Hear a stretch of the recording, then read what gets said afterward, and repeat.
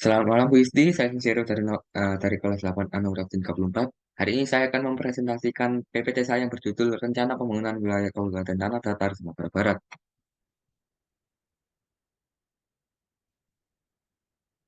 Ini adalah lambang dari Kabupaten Tanah Datar. Bisa dilihat di sini ada balai adat, ada atap balai adat masih bertingkat, 5 gonjong balai adat, dan sebuah puncak masjid pagi dan kapas, dan juga garis pusaka.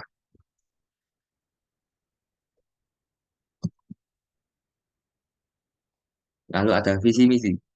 Yang pertama, meningkatkan kehidupan beragama, beradat, dan juga berbudaya. Yang kedua, meningkatkan ekonomi masyarakat Kabupaten Tanah Datar dan perluasan lapangan kerja berbasis pertanian, industri, dan juga UMKM. Lalu meningkatkan sumber daya manusia yang berkualitas dan berdaya saing. Lalu pembangunan pariwisata berkelanjutan yang berbasis adat dan budaya dan sumber daya alam. Mewujudkan tata kelola yang akuntabel, efektif, dan efisien. Dan yang terakhir, meningkatkan pembangunan infrastruktur dan lingkungan hidup yang berkelanjutan. Lalu ada program unggulan. Pertama, menciptakan usahawan baru dan lapangan kerja per tahun.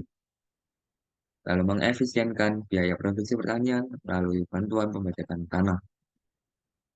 Meningkatkan kuota asuransi tani, asuransi asuransi ternak, dan juga pupuk bersubsidi.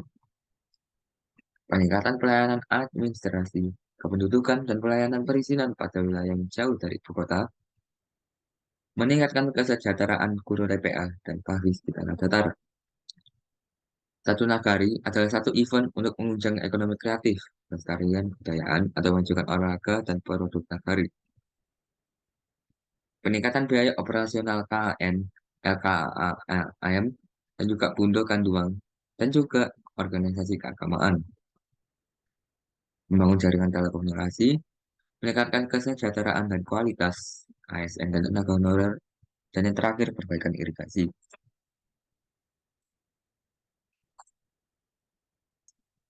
Demografi. Jumlah penduduk Kabupaten Tanah Datar mencapai 338.494 jiwa yang tersebar di seluruh nagari atau di seluruh jorong. Jumlah penduduk sebanyak itu jika dipilah menurut jenis kelamin, terdapat 164.852 jiwa diantaranya adalah penduduk laki-laki, sedangkan sisanya sebanyak 173.642 jiwa adalah perempuan.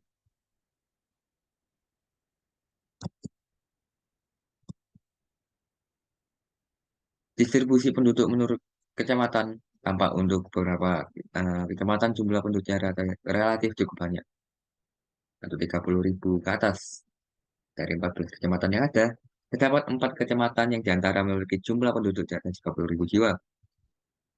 Yaitu Kecamatan Ekskoto, Rambatan, Limakaum, dan juga Lintau Utara. Namun demikian, jika jumlah penduduk dibandingkan dengan luas wilayah masing-masing kecamatan, nampak bahwa kecamatan yang paling padat penduduknya adalah di Kabupaten Limakaum yang mencapai 719 jiwa per kilometer persegi. Maksudnya kecamatan Limakaum bukan kabupaten. Geografis.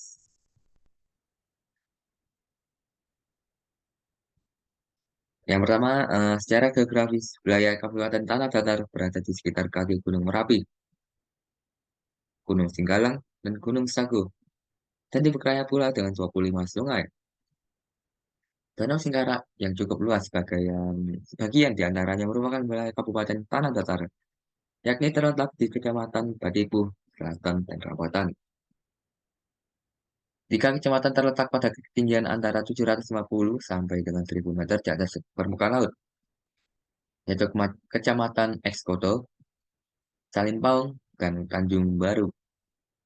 Sementara itu, 4 kecamatan lainnya, yaitu Kecamatan Limakaum, Tanjung Mas, Padangganting, dan Sungai Tarap, terletak pada ketinggian 400 sampai dengan 550 meter dari permukaan laut.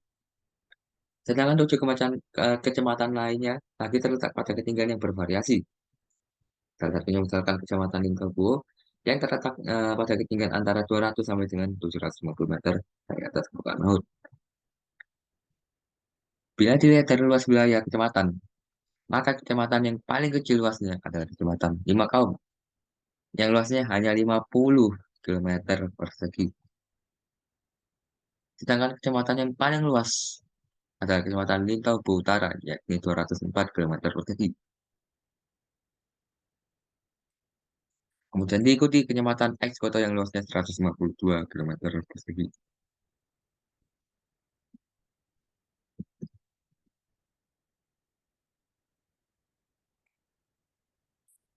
Lalu di sini ada peta Kabupaten Tanah Datar, bisa dilihat di sini. Ini peta sesungguhnya dari Kabupaten Tanah Datar. Kelihatannya cukup luas dari sudah disebutkan tadi. Luas-luas kecamatannya ada 5 tadi. Lanjut. Lalu ada potensi SDA atau sumber daya alamnya. Sini ada 6, yaitu perkebunan jeruk, perkebunan sawo, peternakan kambing, perkembangan buah kakao atau buah coklat, pengembangan tebu, dan juga potensi energi air. Lalu untuk masalah ekonomi. Masalah ekonominya ini terdapat pada masalah banjir. Jadi di Kabupaten Tanah Datar ini sempat mengalami banjir yang cukup parah hingga menewaskan, saya pernah baca itu 2 orang tewas atau 3 orang tewas yang membuat ekonomi kabupaten lumayan Kabupaten Tanah Datar lumayan tidak stabil. Jadinya mereka kurang banyak pendapatan, dan mereka jadinya kurang stabil untuk penghasilannya. Lalu untuk solusi permasalahan ekonomi, yaitu membangun tanggul untuk menjaga banjir, karena air dari hujan akan masuk dalam tanggul. Dan itu solusi lainnya adalah menjaga kebersihan lingkungan seperti kerja bakti, membersihkan selokan agar tidak rentan terkena banjir. Nah, tujuan pembangunan yang pertama adalah satu, tanpa kemiskinan, dua, pekerjaan layak dan pertumbuhan ekonomi, tiga, kota dan komunitas yang berkelanjutan. Jadi maksudnya tanpa kemiskinan ini, jadi diusahakan setiap penduduknya ini mendapatkan ya setara satu dengan yang lain. Jadi mendapatkan kerjaan yang layak sehingga mereka tidak mengalami kemiskinan karena mereka mendapatkan pendapatan untuk mencukupi keluarga mereka. Bagaimana caranya? Tadi sudah disebutkan ada potensinya tadi, ada perkebunan jeruk, bonsai, peternakan kambing. Jadi kami bisa seperti membuka lapangan kerja untuk para penduduk sekitar untuk mengurus perkebunan jeruk, perkebunan sawo, dan kambing supaya agar bisa menjadi lebih besar dan bisa meraih keuntungan lebih banyak lagi. Lalu kedua, pekerjaan layak dan pertumbuhan ekonomi. Ini berkaitan dengan nomor satu tadi, pekerjaan layak. Jadi para penduduk akan mendapatkan pekerjaan yang layak seperti tadi. Salah satu contohnya, misalnya menjaga perkebunan jeruk tadi, mengembangkannya, dan pertumbuhan ekonomi.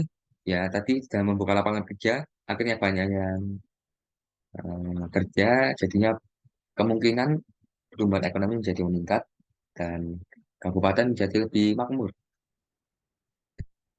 Lalu kota dan komunitas berkelanjutan. Jadi maksud dari kota yang berkelanjutan adalah tadi saya disebutkan kalau ada potensi energi air. Jadi energi air ini bisa dikembangkan lagi untuk misalkan jadi PLTA ya, pembangkit listrik tenaga air, supaya bisa mencukupi kebutuhan listrik warga sekitar. Jadi menjadi komunitas kota yang berkelanjutan, saya satu kota yang berkelanjutan. Sekian presentasi dari saya, terima kasih.